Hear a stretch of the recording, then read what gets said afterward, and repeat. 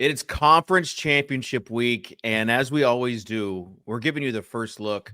Not many shows are doing this, so that's why we're here, really, to just give you the best plays and talk about FF Gator and his apology and Tuttle's continued rise to fame, and really just everything related to the NFL. Coaching changes. You want it, you got it. It's here. It's the Swolecast on rotogrinders.com.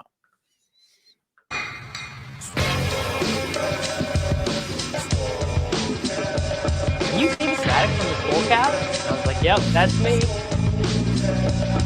I just want you guys to know I'm total dust. I'm the problem. Hear ye, hear ye. Leave it to the guy with the crypto dunes, Abby, to not understand context. I should have known you getting 30 likes was directly written by someone else. You know me, I don't do a ton of research before the show. I've put no research into this. Don't know if it's true at all. You're on the right show. To it, bro. Live a little. Live a little. Just live a little, guys. All right, welcome in. It's the Swolecast here on rotogrinders.com. David Kitchen alongside Dan Gaspar, a.k.a. Mr. Tuttle 05, maker of Viral X Post, Davis Mattek, and Pete Overzet. We'll start with you, Dan. When you saw FF Gator pin the apology about the tweet that he had stolen from you that the NFL had taken and just blown up, what are your thoughts? You decided to forgive him? I didn't know. He was forgiven long ago. I didn't even know he pinned the apology, but that will satisfy Pete at least. He did. Look, there you go. The type of guy Dan is, just a real forgive and forget. Obviously, we forget because he's got such a big personality on the show that you just sort of think there's no way that someone who's just so large in any room that they are in, you would not think of that person being so magnanimous, but that's obviously who, Dan is. So we got that out of the way. This shows us how down bad we are for content for this show, because I thought this was like long gone. I didn't know what this whole. We're updating the first section of the Overzet's overview that we haven't gotten to yet. We got two games to talk about. We're going to be. There's a whole saga. It's Dan with content and streaming content. You have to let the episodes play out, and you got to update the people that were on pins and needles from last week on how things are going. Davis, how are you feeling as a Chiefs fan?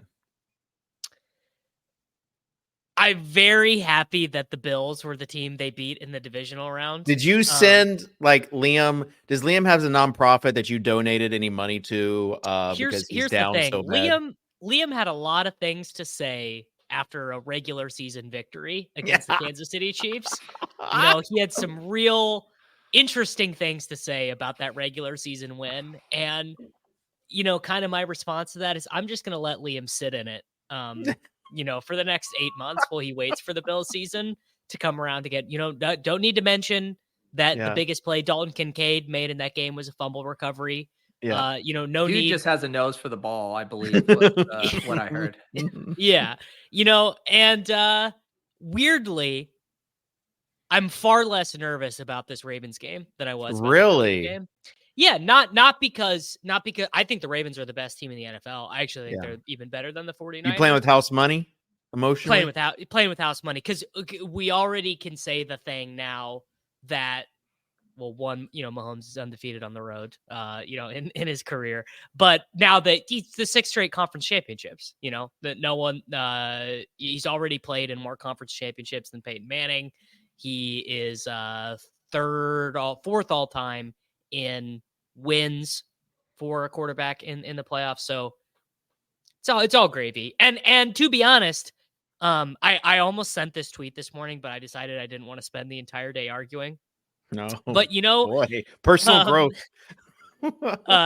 You can tell 90% of what you need to know about someone just by asking them what they think about Lamar Jackson. If you just meet someone, you're meeting your wife's friend's partner or whatever, and you go, hey, what do you think about Lamar? And he says the word poise or anything like that. Running back. Like, well, Yeah, running back, sure. You just know who that guy is. You don't even need to investigate it further. So I'm really rooting for Lamar just in a general context anyway. Sure.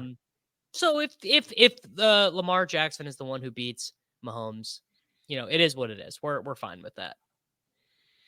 All right. There you go. There's your Chiefs take. We'll see if you have any particular plays that you'll want to tout during the show. But before we do that, we have to get the overview of the show. So without further ado, it's the Overzet overview. Got that dog in a butt. Got that dog in a butt. Overzet overview. Come on.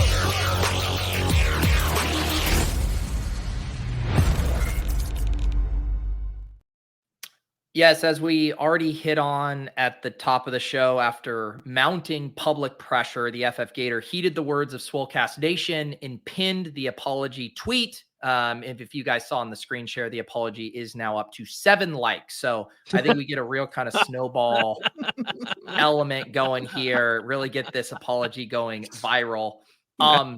Trey Palmer, by the way, who was kind of the impetus for all of this, he very much understands. Oh, he knows. Understands what it means to lean into a bit, because he once again woke up pissed off before the Bucs game against the Lions, and he promptly recorded 2 catches for 32 yards and no TDs. Rest in peace officially to the pissed off narrative splits that set sports gambling Twitter ablaze last week. In other news, the Baker double stack we built last week on the show scored 144.66 points and finished in 8,443 place in the 5K Challenge DoorDash and Clay Matthews Sunday football series. The only whiff in the lineup was Mattek's Deebo Samuel selection. Oh, no. Okay. Not allowed. No. Not allowed. He played 4 snaps. It's not allowed. Yep. Well, you can't put an injury-prone player like that into your lineup as your first pick there. Ask any one of your friends what they think about Deebo Samuel. It'll tell you everything you need to know about a person. That's actually true too. That's also Deebo Samuel is a dog whistle for fantasy football, though, for how a person approaches fantasy football. Yeah, Pete, what did Ayuk do? What was Ayuk's stat line do while we're being fair we're moving on. Here? Clay Matthews, who I was thinking as I was writing, I was like, Clay Matthews has to be just like totally exhausted with DFS at this point. He's like, you guys really want to run this for the conference championship weekend again? He rolled out a Lions double stack with a Chris Godwin bring back, and we beat him by over 25 points. Stick to whatever the hell you're doing these days, Clay. No idea what you're doing, but stick to that. Because DFS ain't it, buddy. Is he on TV? In other news, what's that? Clay Matthews, is he on TV? No. Not on mine. I thought you only turned on the TV once a week for 30 seconds to see what Jake Laser says. No, I bum YouTube TV off my buddy now. Oh god. So I can watch whenever I want. Get your own YouTube TV account, man. All right. In other breaking news, Reese Witherspoon is now in on making snow cream. Soccer Dave Tree expands. Go ahead and tell the people what she said after the blowback that she received. You say what she said, because I didn't click that link. She said, "You only live once," which is basically the same thing as live a little. It's saying that like there's a chance that you're gonna die eating this snow cream, so you might as well enjoy it. I'm extending the branch over to the Reese Witherspoon tree and hoping that she accepts. I just think it's hilarious because like between pickleball and this, Kitchen has an uncanny ability to be on top of the most basic bitch fads. Like you are so good at it, Kitchen. I was before the Reese thing. Yeah, your life is like a walking like Gwyneth Paltrow blog or something. It's been a busy week for Kitchen though. He had to take a break from his Live a Little graphic design project to make a Brian Callahan vision board. Just always switching, moving on to new arts and crafts, aren't you, Kitchen? Yeah. Tuttle's Brian Callahan, who is that? Yeah, we'll get to that. We'll get to that. He's probably like the newest member at Kitchen's Bible study. Is what we'll get to it. We'll get to it. Tuttle's beloved Packers lost to the Niners this weekend because Matt LaFleur didn't pray hard enough for his kicker, is what I was told. Mattek's beloved Chiefs beat the Buffalo Bills because the football gods knew that the Buffalo tears would taste better, and they were very much correct. They're still mad. It is Wednesday, and all the Bills fans I follow, they're still mad. They're still doing like, we gotta fire McDermott. It's all everyone failed Josh Allen. Basically, is the issue, which is honestly true. If you're looking for a delicious recipe, I recommend drizzling some of the buffalo tears on top of your snow cream. Just absolutely delicious. And we are now on to the conference championship weekend, where we will deliver the premier first look on this slate. Back to you, Dave. Thank you. Good stuff there, Pete. Yeah, I saw a few comments wanting my reaction to the Brian Callahan news. Brian Callahan, Davis, is the son coach, also named Brian Callahan, used to coach the Oakland Raiders, now the offensive line coach for the Browns. However, his dad it wasn't like nepotism where his dad ever gave him a job. He worked himself into a job. Quarterbacks that he has coached include guys like Peyton Manning. So he is from the Kubiak / tree of whatever, good off. Let's okay, this is a good bit, guys. Let's do a good bit here. Dave, just define kind of what would you sort of say is the thesis statement of the Kubiak offense? Like, is this Air Coryell? Are we looking at an air raid? Is this West Coast? Is this run and shoot? Just give me Davis, give me we honestly, we don't have time to really go too in depth into it. I think we do. Honestly, I think this show, all we have is time. You have lots of time, David. I know. I do have a heart out today. It is. I have like 4 things to say about the slate, and I can get them out in about 30 seconds. It is complicated passing concepts, really, and about getting open in space. So that's kind of that's the offensive philosophy, more modern. So it's a big difference from the exotic. What are you saying? There's a lot of work, dude. He's dropping ball knowing knowledge on you. Don't understand complicated pass concepts that gets people open in space. No, I just stick to snow cream, Kitchen. Gosh. Anyway, I just wanted you to tell me about the Gary Kubiak tree. Really, that's all. Anyways. What as far as, and he comes from the 49ers, also has been with the Bengals for the past 5 years, worked with Burrow. The big thing, though, is that they created a director of operations, and they're going to lean into analytics, which, I'm all for. Sounds like that's why they fired Vrabel, right? Was that they basically just wanted to Amy Adams organization. Amy Adams, who we call Miss Amy, she said today in a statement saying, "This isn't my dad's NFL," which I took as kind of a shot towards Vrabel. So yeah, power rank the Amy Adams of the world, Kitchen. How do you? I was gonna say that name sounds familiar. Wasn't she on The Notebook or something? Well, this is Amy Adams Strunk, the owner, but like her dad's Bud Adams, who was the old owner of the Oilers, now Titans. Other Amy Adams, though, I think she's the one in Trolls movie, right? That's definitely what she's most known for. She's in Superman. To a better place. She's in Superman, right? Like the 2014 Superman movie? Okay. Oh, I was thinking American Rachel Hustle. McAdams. My bad, guys. Oh, yeah. Yeah. All right.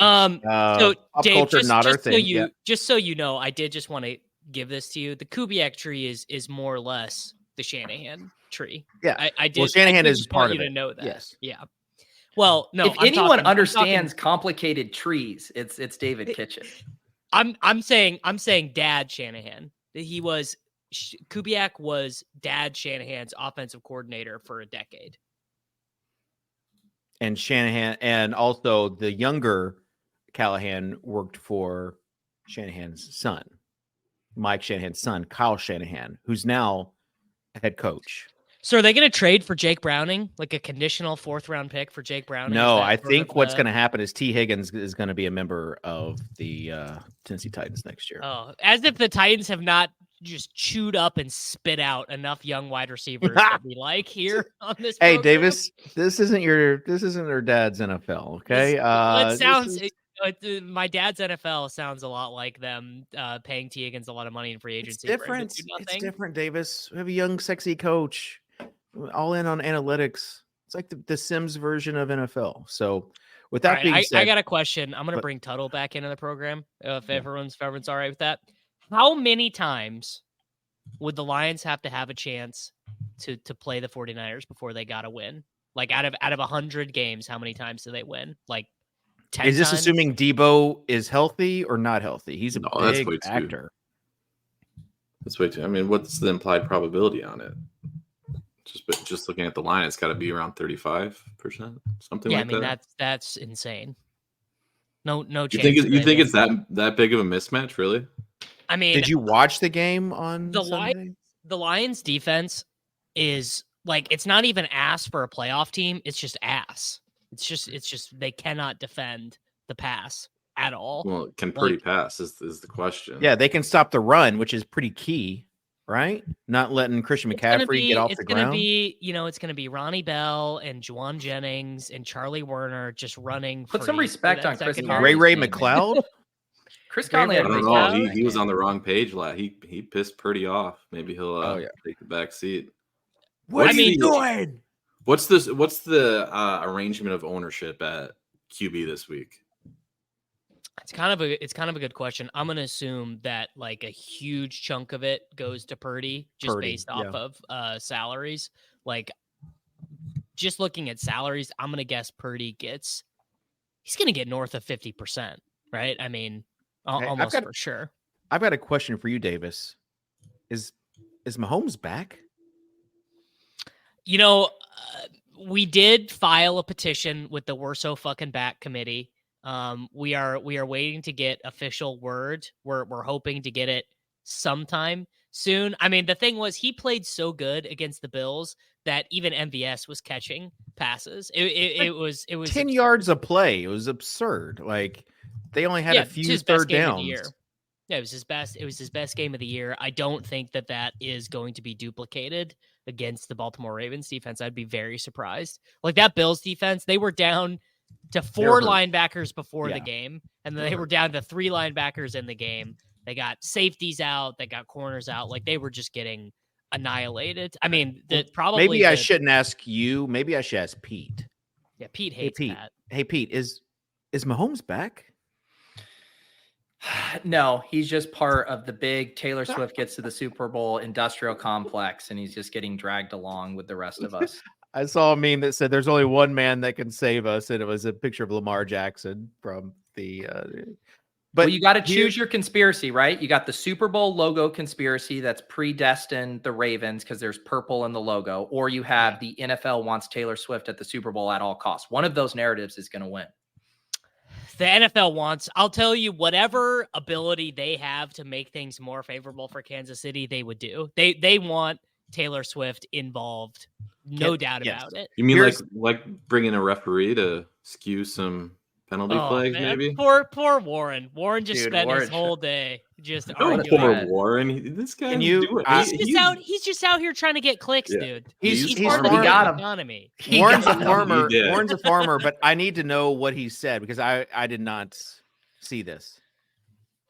Basically, he just did the dumb thing that's like, this ref always favors the road team, but it is in no way conclusive or matters at all. Like it's just a sample size issue. It's something that like someone who gets their news from Barstool Sports reads and goes, this is a fucking conspiracy. And they retweeted it, so that's very apt. Yeah. They who retweeted it? Barstool did. They made it a big.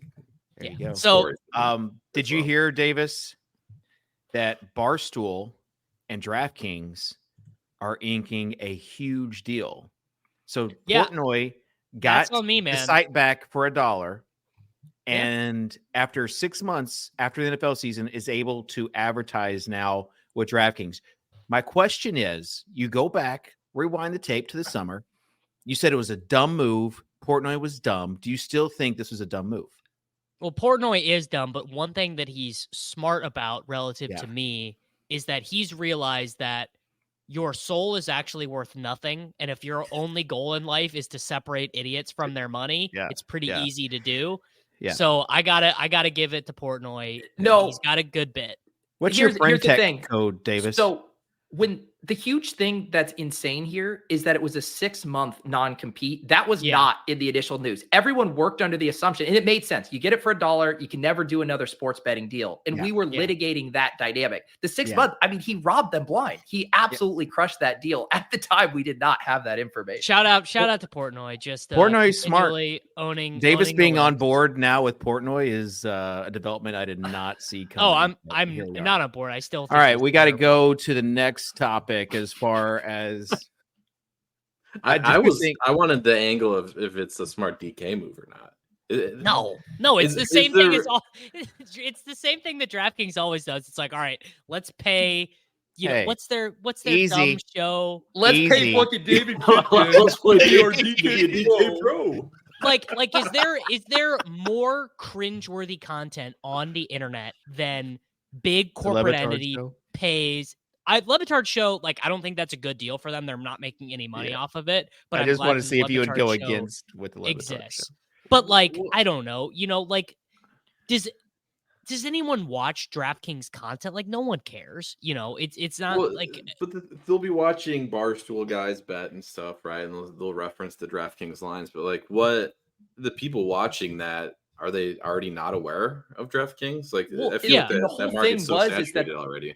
The Barstool sports bettor wasn't actually like a sticky user. Like, they weren't coming back. They weren't actually good sports betting customers. They were doing the pre-promo, tailing the stuff, and then burning their money and not coming back. Yeah, that's a good point too. Going back to the Taylor Swift thing, though, this really happened on Sunday night. I was watching the game with my 6-year-old daughter.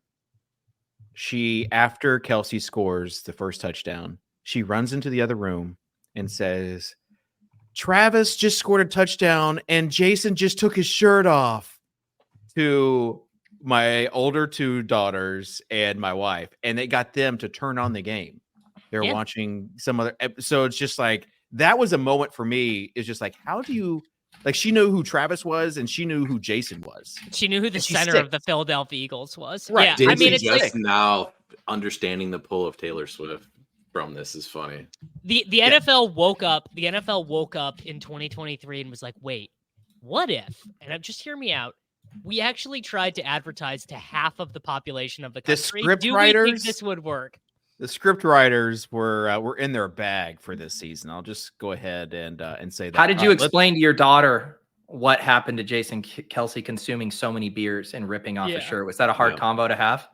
No, she just assumed he was crazy, and they have like a crazy dad. You know, sometimes I'll rip off my shirt and go crazy. You're a lot like Jason Kelsey, really, sort of very similar. A rotund, lovable guy. You know, that's well. I saw the Kelsey's live podcast this morning had 150,000 people watching live. Ridiculous. Another dissimilarity to Kitchen in his content.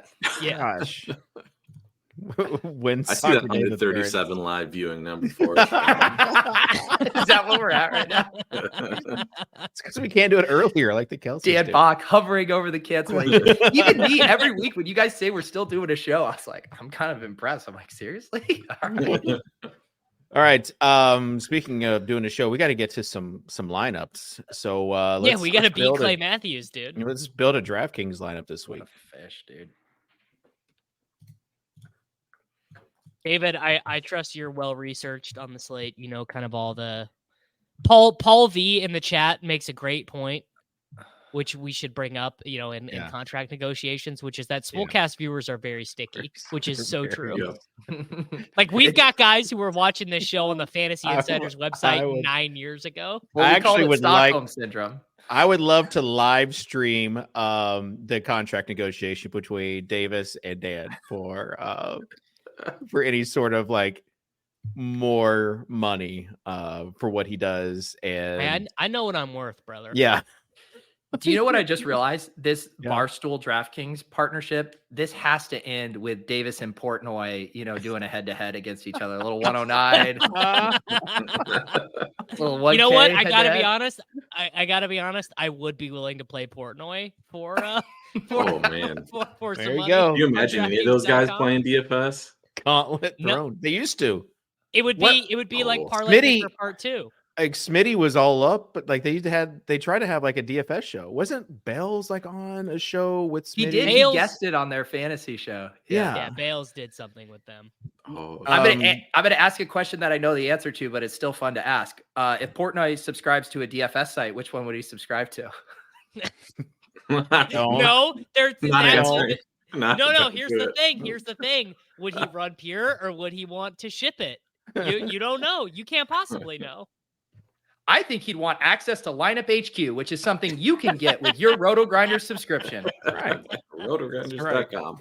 You get a combo, you get access to Sim Labs as well, and you get access to all Portnoy of with Sim Tuttle's- Labs, a match made in heaven. No, honestly, gosh, Sim you Labs ask all the questions we get about it. Sim Labs is created for people like Portnoy that don't have a lot of time in their hands. They just need a few clicks. All right. You get Zoom the out. Potential, Pete, for a bit this offseason. David Kitchen explains NFL DFS simulations to Dave Portnoy, and that's just the whole bit. It's just David explaining it and Portnoy not quite getting it and asking questions and Dave Done. answering it. Like It's like when the 66% Winklevoss right. went to his house to explain Bitcoin to Portnoy, except now Kitchen's doing it with DFS. Done. All I would have to do is pair it. Like Tuttle's the one making these tutorial videos for Sim Labs. So I just research them and then just word for word, just pair. Yeah, I what was he just says. told. I was just A told. I la was doing that FF today, Gator. David. Yeah. What's that? I was just told I was doing that today. Oh, I So thought I'm you knew. gearing up for my. That would have been a tutorial lot voice. funnier if you broke that news to him on the show. Yeah. So I would just pull an FF This is Gator Mr. and whatever Tuttle here's your said, Labs tutorial. I would copy. All right. Let's start.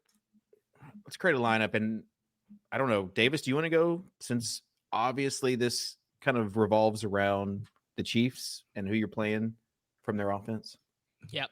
I will be selecting Travis Kelce for Oh $6,600 no. dollars.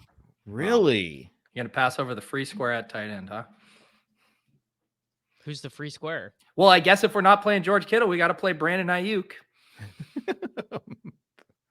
He can't keep getting away with this. Trust me. Nice Brandon 6.2 points. Nice 6.2 points against the team that just fired their defensive coordinator. Let's wind back the tape. Detroit's defense is ass. I could score a touchdown against them. That's Juwan Jennings. That's 47% playoff best ball Right. exposure Juwan Jennings season. Peter? Brandon Ayuk is in. Oh, Sosa already has it. boy. There you go. Sosa's on Tuttle? top of things. We're going Mahomes. Screw 'em Wow. all. Patsy against the Ravens. Can we also just say again? I've looked at the slate for about 3 minutes, but the Brock to Kittle is going to be mega chalk. We all Yeah, in see, this is agreement what on I'm like. Yeah. What do we do here? This is what I would like to discuss. I feel Because like I do make think it Purdy's going to be mega chalk because Yeah. but then it's going to be Lamar. And then, Lamar. It feels like if you're playing cash games this week, that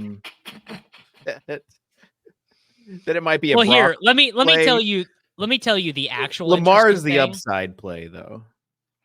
So the actual interesting thing about the slate is that Justice Hill is sitting at $4,800 as a home favorite against the Chiefs. He played way more snaps Yep. than Gus Edwards last week. The idea that he would be the lead back in the playoffs did prove to be true. Shout out Peter Overzet. But weren't they also up by a Well, couple of Pete- touchdowns? Was it like I was wondering when I was watching the game, like if it was rest related, like they didn't want to No, it spend was- all of Gus Edwards' bullets.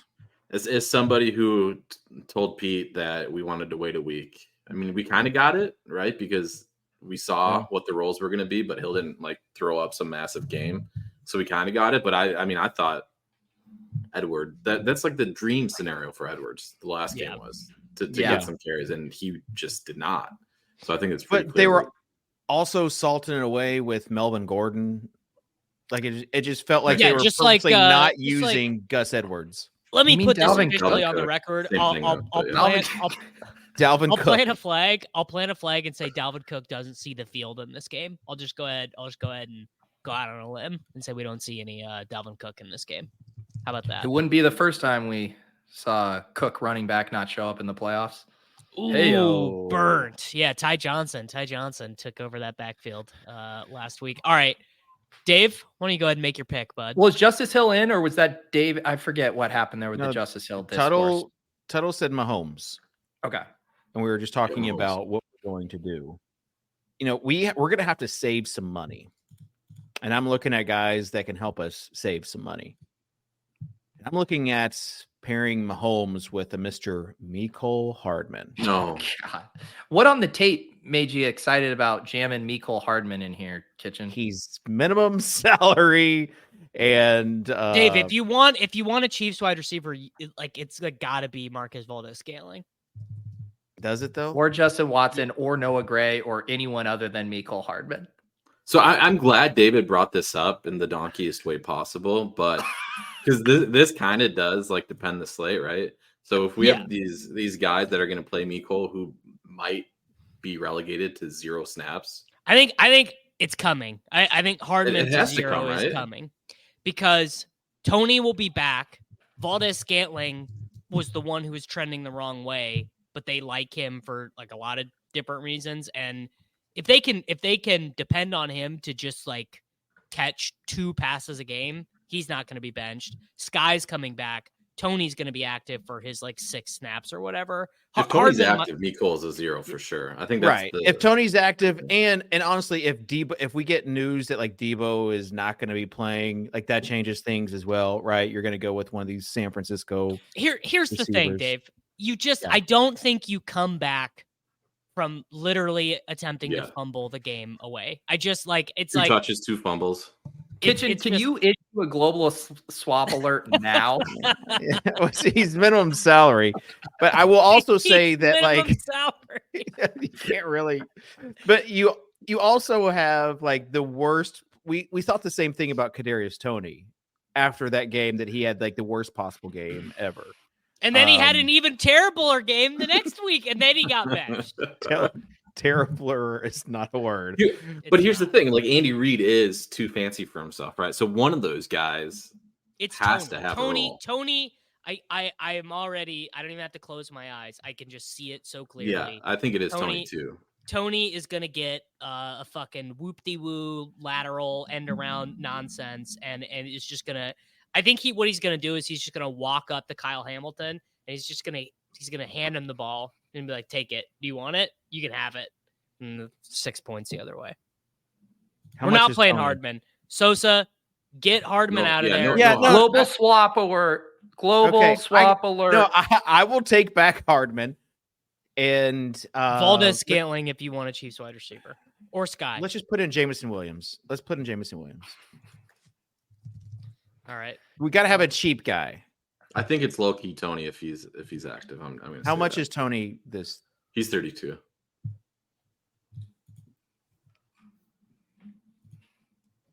We're going to double stack Mahomes regardless in this lineup. Yeah. If he's 32, you could just global swap him with Ray. You could just David global swap really them. wants Ray to happen. Conley's the dude, man. I mean, Conley I do love the idea that $4,600 Juwan Jennings is just going to be the stone chalk on a DFS slate. Like that is very funny to me. All right, it's my pick. Yeah, I'm gonna take Justice Hill, $4,800. You sure, Davis? Yes, There seems like a lot of risk wrapped up in this when you've got sure. Yeah, totally. Pacheco at only 1,700 more, Gibbs at only 1,600 more. You're sure about rolling the dice with Justice? Yes.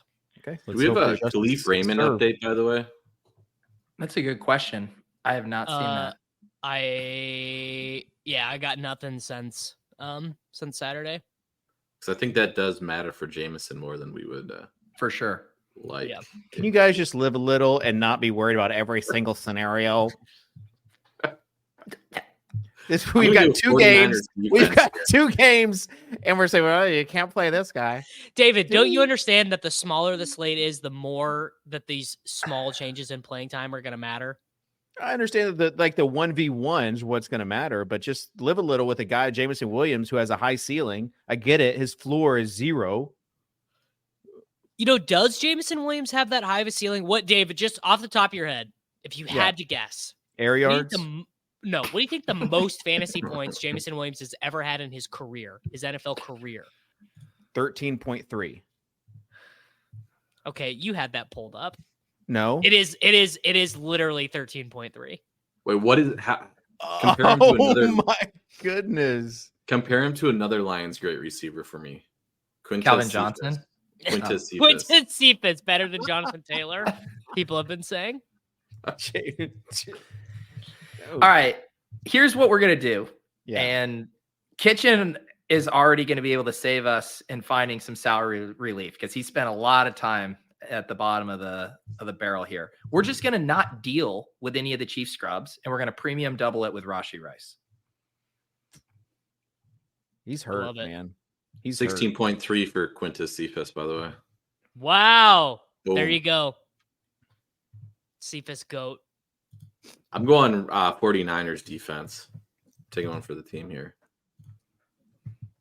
56.50 for a running back and flex. We can make this work.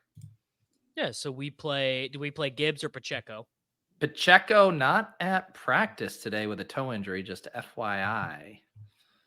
Oh, even though I know Kitchen doesn't want us to get into all the minutia. Yeah, Kitchen doesn't want and all that. CEH season. Oh, yeah. All right, let's go Pacheco.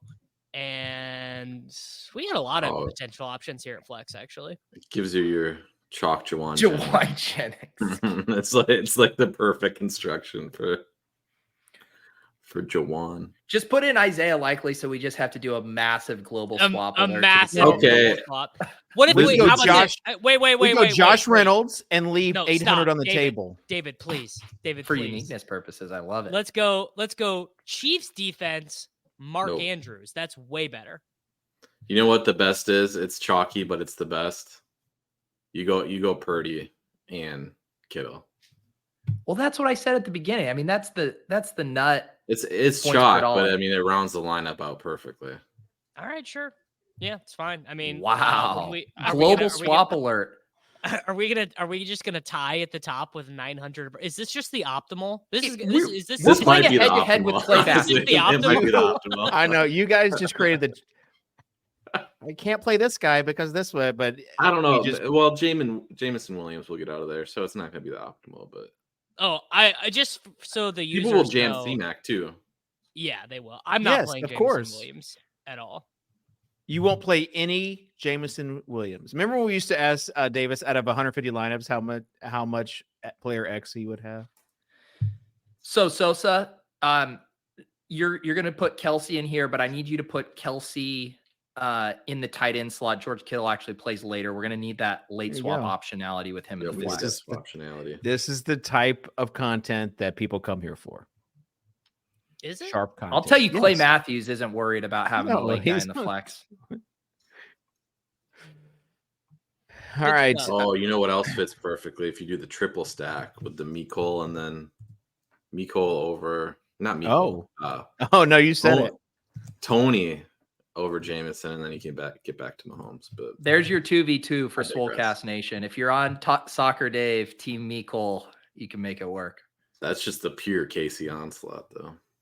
Just imagining opening up your lineup and seeing like 1.2% Mecole and just knowing redemptions in order. You're saying only having 1% of the field clicking it would give you confidence that redemption is about to happen? Yes. Knowing that redemption was already about to happen and only 1% was about to reap the fruits of it. Kitchen, let's make a lineup on Owner's Box. Yeah. I don't think I have a hard out in 18 minutes. We still haven't gotten to running backs yet. So, Davis, you don't think Gus Edwards is relevant at all? You're buying into last week, Justice Hill being the lead back this week as well. I mean, the real answer is probably that neither of them are relevant. Because I was about to say, my answer is just stay away because we have no clue. Like, aren't you worried? You are getting a gigantic salary discrepancy from just a projected points perspective.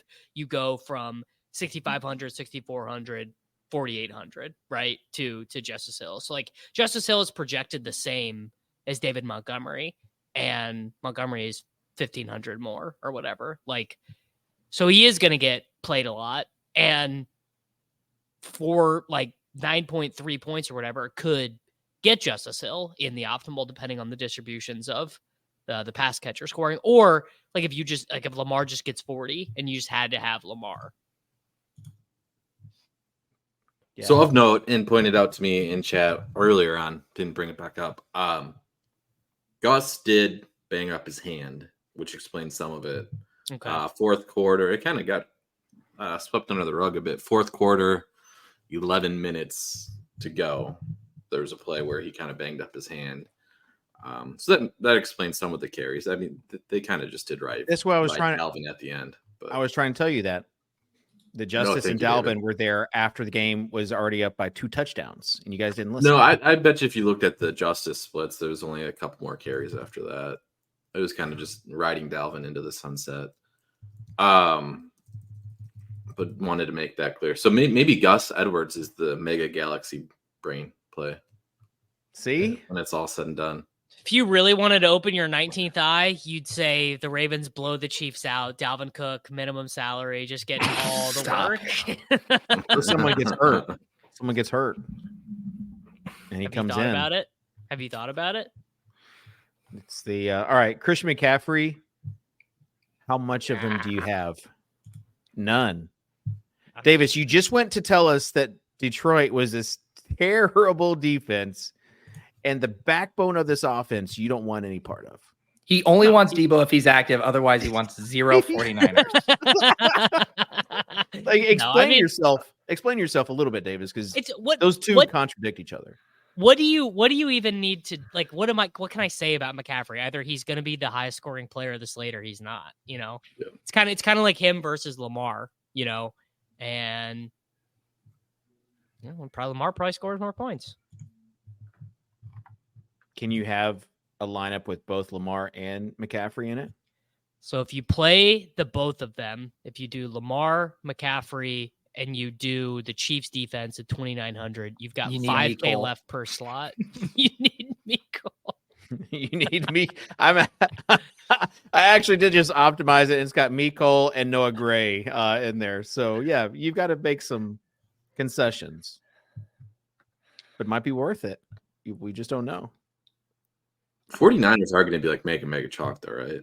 Yes. Like, yeah. I know I keep saying this, but especially if the more we look into the slate, yeah. Let's just assume that Debo either doesn't play or maybe baby hands Goff playing outside, dude. If we get a little bit of rain there in Santa Clara, you know, if Debo is banged up, doesn't play, or is just like, it's pretty clear he's not going to be the same Debo. Which wide receiver are you taking? I don't know. Would you rather 75% Debo Samuel or 100% healthy Brandon Ayuk? It's like, you know, it's pretty close. It's hard to say. It's hard to say what would we do? Yeah. Me. Is the real galaxy play Elijah Mitchell?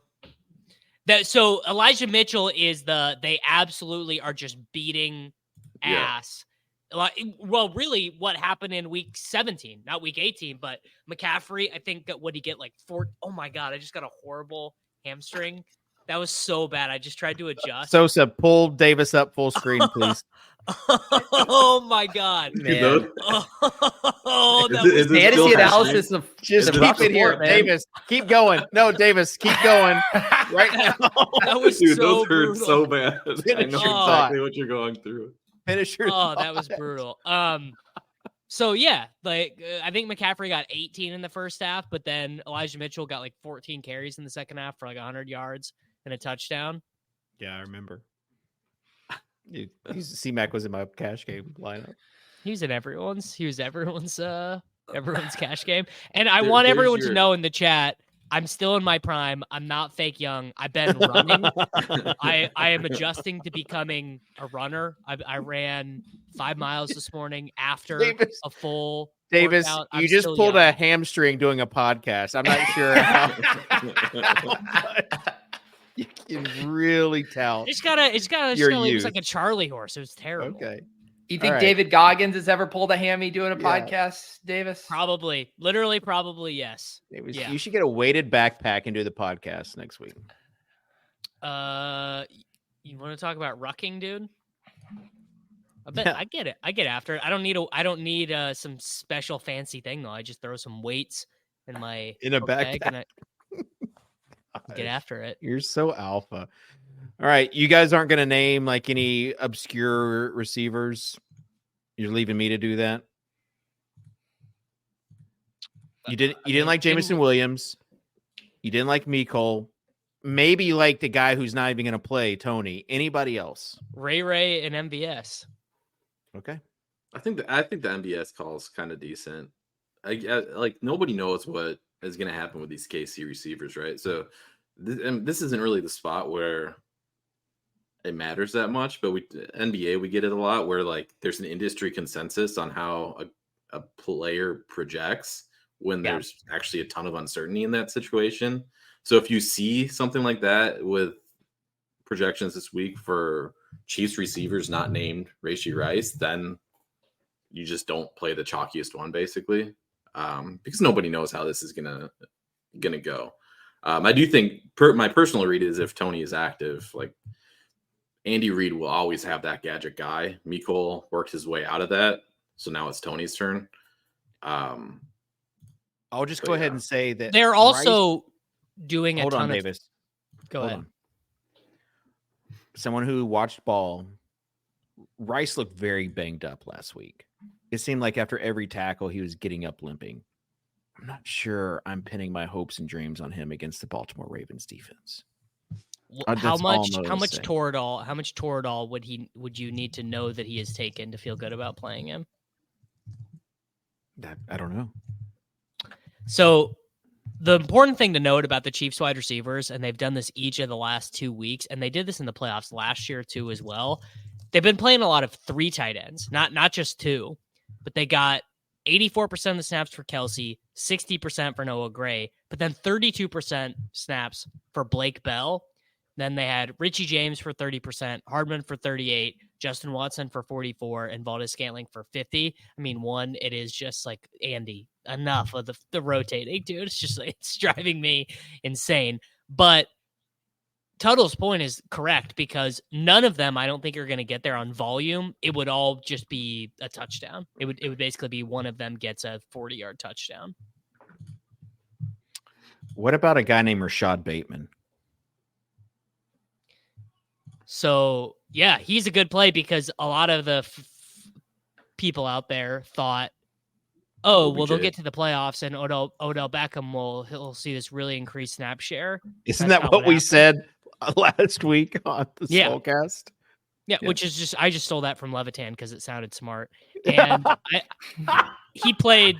This is when Davis only gives credit whenever it turns out to not be true. You did it with Leone back in the day as well. I'll do it with anyone. If you say something I think is smart, I'm co-opting it. And then if it turns out wrong, I'm going to say, actually, I stole it from, FF Gator.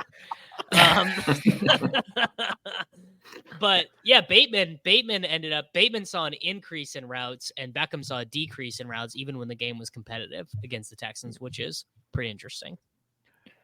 Pete, I need your take.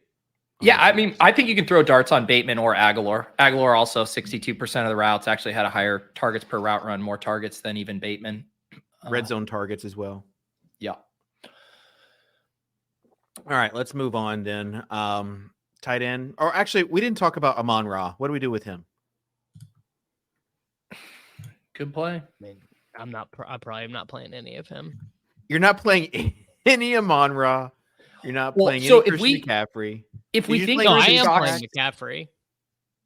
So the stuff people are going to get to, right? The first thing they're going to do is Brock stuff, Brock doubles. And then if you're paying up, Lamar will be the comfy click there. Like the thing that will be the most unique are Jared Goff double stacks, right? Basically like any of this Lions stuff. People will play one-off Lions wide receivers, but if you have like the Amon-Ra, Laporta stuff, like with Goff, that's going to be hyper unique. That is very true. Yeah. I don't even know. That's like one of those things that I would still have to like check the sim stuff on Sunday to know, because it feels like one of those things like, sure, yeah, it is really unique, but is it unique enough that you're realizing that equity in this lifetime? And honestly, I don't know. Would it be like a Laporta? Like we should have built a Amon-Ra Laporta team. Laporta got 11 targets last week. I mean, that is what Peter did just say. Like just said that. Yeah. But we're talking about like the obscure receivers with him. Like you've got tight ends, Kittle, Kelsey, Andrews. So Laporta is Zach Ertz, brother. They did you get that email from DraftKings? They added his salary to the slate. I mean, Kittle is going to be such massive chalk. It's going to make our heads spin. I mean, he's the cheapest of all the tight ends that have been playing the entire playoffs. The only cheap guy to pull away from him is Andrews. Everybody's clicking Kittle this weekend. Yeah. Double TD is going to be pretty chalky build, I think. It's going to be super popular. Probably. Yeah. Yeah. Which is like, I mean, that's just kind of continuing the trend that we saw happen in the regular season, right? Double tight end teams won the Millie Maker bunch. It's because DraftKings continues to underprice tight ends and overprice mid-tier wide receivers. Like Zay Flowers' profile at tight end would be like cheaper than it is a wide receiver, you know? All right. Anything else about this slate? 2-gamer. You think the outcomes are like anything you want to say, Tuttle? Now is your chance. No, I mean, we talked about just now the double tight end is going to be pretty popular. I like it. Like if I'm running single entry, I wouldn't be surprised if I ended up something like that. But I think being cognizant of how the normal builds are going to be, which is going to be probably a lot of double tight end. I think you'll have one cheap receiver in there as well. So that's going to be kind of chalk build. So if you can find a creative way to get out of that, which isn't easy, but basically if you're going like David Montgomery, Justice Hill as your starting point or something at running back, that might let you get a little bit more unique. I do think it's just about unique combos. It is that every week, but it's even more pronounced on smaller 2-game slates. Like if you can just nail the right lineup construction, then you're going to be in a good place. Got it. Anything else like about that. the slate you want to say, Peter? No, just kind of follow your heart, live a little, throw the game on while you're eating some snow cream. That's right. Davis, now you can go. Just, don't forget that Deebo Samuel exists and that even a 50% Deebo Samuel is probably the best play on the slate. Brothers, you'll be tempted. You'll be tempted by the false prophecies of the members of the Ayuk clan. And I would really just urge you to disregard false prophets and be true to your heart with Deebo.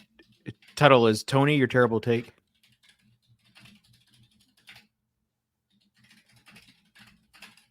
You're on mute, AJ Hawk. That works. Tony works if active. If we're trying to get truly terrible, let's go Mitchell. Was the truly terrible take. There you go. That's it. I don't even think that's terrible. I bet the Sims will even like that, to be honest. So when I was talking lineup construction, if you build lineups with Eli Mitchell and Justice Hill at running back, and Mitchell somehow lucks into a touchdown, you're just printing, because the amount of people that are going to have that type of construction is going to be so small. Okay. Pete, you're typing away pretty fast here. Do you have any final thoughts? I'm just arguing with someone about this Miko Hardman stuff, man. Yeah. He told me he's the lock of the century. Getting a head start on the newsletter, Yeah. is it? Yeah. All right. Davis. I mean, I just did my whole Debo bit. Yeah. Why are you coming back to me? Well, no, that was like you're about the slate. Anything in general, just signing off. No, I got nothing. Okay. How about some housekeeping? What is going to be the Swolecast programming schedule? Are we having 2 shows before the Super Bowl? It's TBD.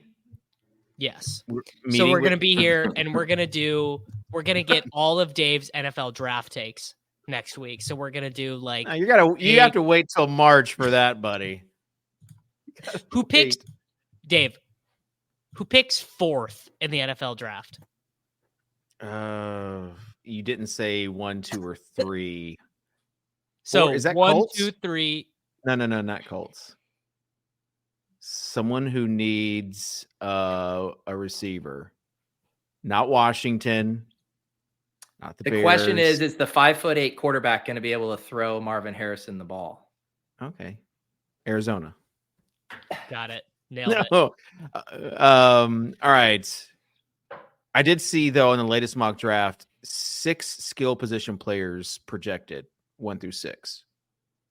Yeah, it's gonna be insane. So, I mean, you got Jaden Daniels now projected at number 2. You got Malik Neighbors, obviously Marvin Harrison Jr. The 3 quarterbacks, 2 receivers, and then you got Joe Alt coming off the board at 7, who I think is going to be a game changer. Tackle from Notre Dame. All right. Kitchen Go ahead, mock Davis. Draft. Can we get that on? Like at some point, we will do a Yes. Swolecast mock draft. Yeah, as long as you let me make some trades during the mock draft. Yeah, I beautiful. think trading down is going to be key.